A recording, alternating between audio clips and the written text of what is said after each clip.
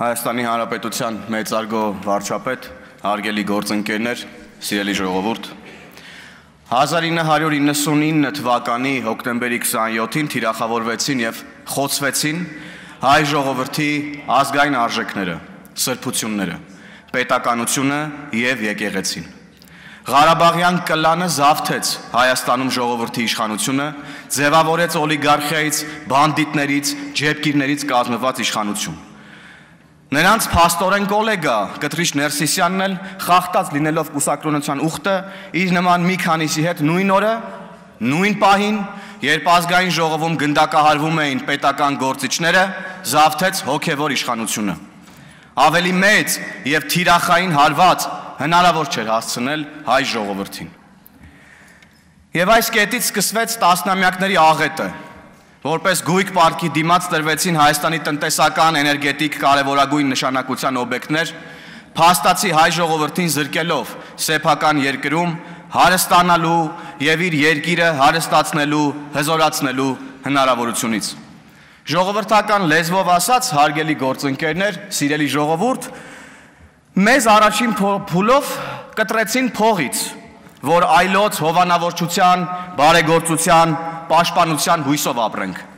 Հետո վերջնականապես զրկեցին ժողովրդին սեփական երկրում ընտրելու, որոշում կայացնելու իրավունքից։ Ասել է, թե մեզ ուղիղ ասեցին, որ մենք չենք մեր երկրում տերը, տերը չենք, մենք մեր տանը։ Ռոբասերժականները ուղիղ մեզ հետ էին ասում տասնամյակներ շարունակ։ Բայց այս ամենը առավել սահուն իրականացնելու համար պետք էր ժողովրդին էլ ավելի ճնշել, էլ ավելի ստորացնել ու զրկեցին նաև մեզ կրթության, ճշմարտությունն իմանալու հնարավորությունից։ Եվ այս գործը ստանձնեցին դաշնակները, ինչպես մի շարք այլ կեղտոտ ու արյունոտ գործեր։ Դպրոցական դասագրքերից մինչև գիտական հոդվածներ լցվեցին կեղծիքով, ամեն բան արվում էր, որ թաքցնեն պատմական փաստերով հիմնավորվող իրենց դավաճան ու ստահակ դեմքը։ Ու այսօր էլ եկել են, քննադատում են փաստը, որ մենք 300 դպրոց, 500 մանկապարտեզ են կառուցում, ինչ-որ ժամկետներ են քննադատում և այլն, ու ասում են, թե բա մեր ժամանակ, իբր թե Քոչարյանի ժամանակ, ինչ-որ 200 դպրոց է կառուցվել, բա ես էլ ընկած մանեմ գալի ով էր այդ դպրոցները կառուցել, ոչ սեյսմիկ, ոչ զուգարան կար նորմալ, ոչ ջեռուցում կար նորմալ, ոչ ապաստարաններ կար նորմալ, դուք եք այդ դպրոցները դուք եք կառուցել, որ մենք հիմա ստիպված զրոյից վերակառուցում ենք ձեր այդ իբր թե սարքած դպրոցները, որը կեսը մեջ էիք արել, կեսը գոմ էիք սարքել, կեսն էլ ձեր տունն էիք սարքել։ Հազարավոր երեխեք էլ զրկելով կրթության իրավունքով, որ մեծանան մի միջավայրում, որտեղ դուք իրանց հետ ինչ ուզենաք կարանաք անեք, այ դուք, պարոն Խաչատրյան, լավ եկաք, ուր են ձեր դաշնակ գործընկերները։ Ու հետո էլ մյուս դաշնակն էլ Գեղամը, Մանուկյան, գալիս այստեղ ասում է, ես խոսում եմ հազարավոր զինվորականների անունից ու բանակից է խոսում, որ էլի պղծել են։ Տոտոսկի քո անունից չես կարում նորմալ խոսաս, դու ո՞ս կարաս հազարավոր մարդկանց անունից առասարակ խոսաս։ Ու բանակից հեռու մնացեք առասարակ, դուք չեք զանգում հրամանատարներին պատերազմի օրերին աղաչում, չգիտեմ ինչ էր խոստանում, որ տանկերը պտտեն դեպի Երևան։ Այ դավաճաններ, այ հողատուններ։ Եվ ահա այս միջավայրում, սիրելի գործընկերներ, սիրելի ժողովուրդ, որտեղ չկան իրավունքներ, հարստանալու միջոց, լավ կրթություն ստանալու եղանակ, ծնվում են բարեգործները, որոնք այդ նույն մարդկանց հաշվին հարստանալով գրոշներ են շպրտում ժողովրդին, թե բա մենք բարեգործ ենք, թե բա մենք լավություն ենք անում, որ վերջնականապես ստորացնեն մարդկանց, մուրացկանի հոգեբանություն ներարկեն, թալանեն ու կառավարեն ոնց ուզում են։ Սրանց մոտ հակառակն է եղել, աղքատներից գողացել են, բաժանել են հարուստներին, Ռոբին Հուդը սխալ են հասկացել սրանք երևի երեխա ժամանակ։ Սխալ հեքիաթներ են պատմել սրանց երեխա ժամանակ։ Օրինակ այս փոքրիկին սխալ հեքիաթներ են պատմել երեխա ժամանակ, որ գալիս տեղ ինչ-որ ճորո բաներ, դու սուս մնայիմ ելույթի ժամանակ ընդհանրապես, ձայնդ կտրիր, սսկվիր տեղդ Գեղամ Մանուկյան, սսկվի ձայնդ չլսեմ իմ ելույթի։ Ձայնդ չլսեմ, սսկվի ստահ։ Պարոն Հովհաննիսյան, դուք էլ հարգալից գտնվեք։ Ու շարունակեմ ներողություն։ Ու մի հատ էլ այդ բարեգործները գալիս են մունատ են գալիս, մատ են թափ տալիս հայկական պետականության ու հայ ժողովրդի վրա։ Դե բա փող ենք տվել, ինչ կուզենք կանենք։ Կարող է գիտեք, այս ձեր օբյեկտն է։ փող ենք տվել, օբյեկտ եք սարքել այս պետությունն ընդհանրապես։ Կառավարական առանձնատունը մենք ենք սարքել, թքած ունենք հեցի վրա։ Այդ տաշիր պիցաների վրա էլ ոնց որ թքած ունեք, ժողովրդին հաց եք տալիս, որտեղ մտան պարզվեց հակասանիտարական վիճակը։ Տենց եք դուք այս ժողովրդին սիրում, հա։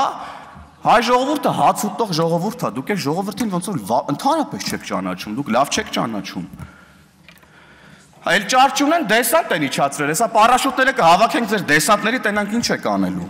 Ու դերս ընդդիմությունն էլ հեցի ազգայնացման թեման վերցրել է, գալիս ասում է, հենց ազգայնացնում են, որ տան բանին, թուրքերին։ Ու դա ասում է Արագավազ դաշնակ իշխանը, ավելի մեծ տխմարություն, ներողություն հնարավոր չի։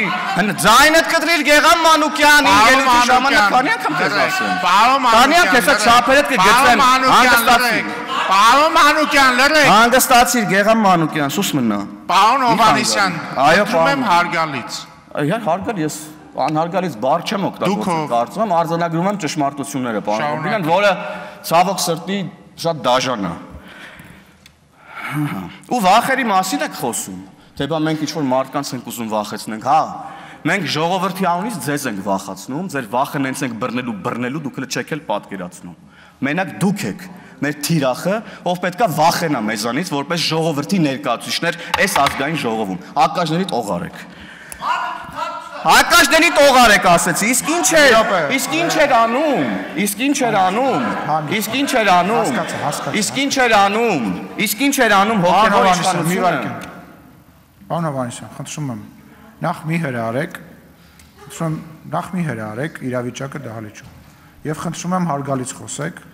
նախազգուշացում կտամ ու նույնիսկ բարձրախոսը կանջատեմ, մի արեք այդ բանը։ Շատ լավ, պարոն։ Դա վերաբերում է բոլորին։ Շատ լավ, պարոն նախագահ, շարունակելով։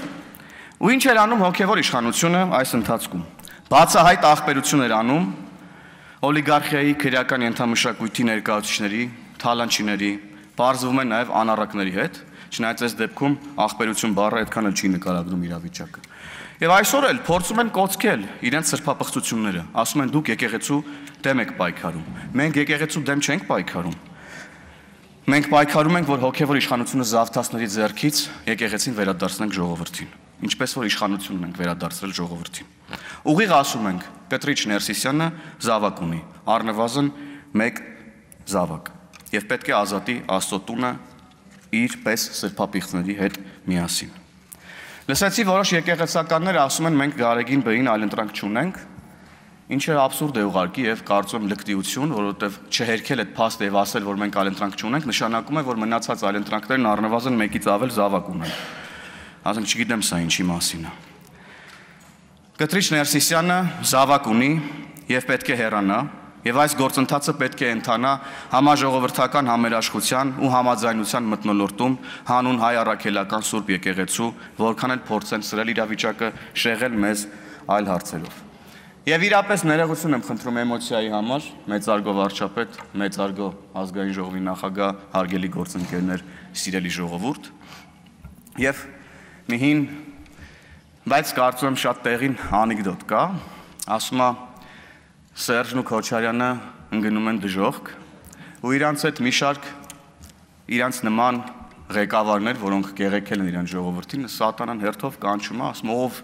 ամենադաժան բանը ասի, որ ես ժողովրդի հետ անեմ, որ էլ չեմ կարում, էլ նոր մեթոդներ չեմ կարում մտածեմ, իրանք ուղարկեմ հետ երկիր, որ իմ գործը ոնց որ ներքևում անում էր, տենց էլ շարունակի անել, տենց հերթով գալիս են սատանան, ասում է, չէ, ես քեզանից գող չեմ, դու այրվեցիր դժոխքի կրակներում, մյուսն է գալի, ասում է, դու էլ գնացիր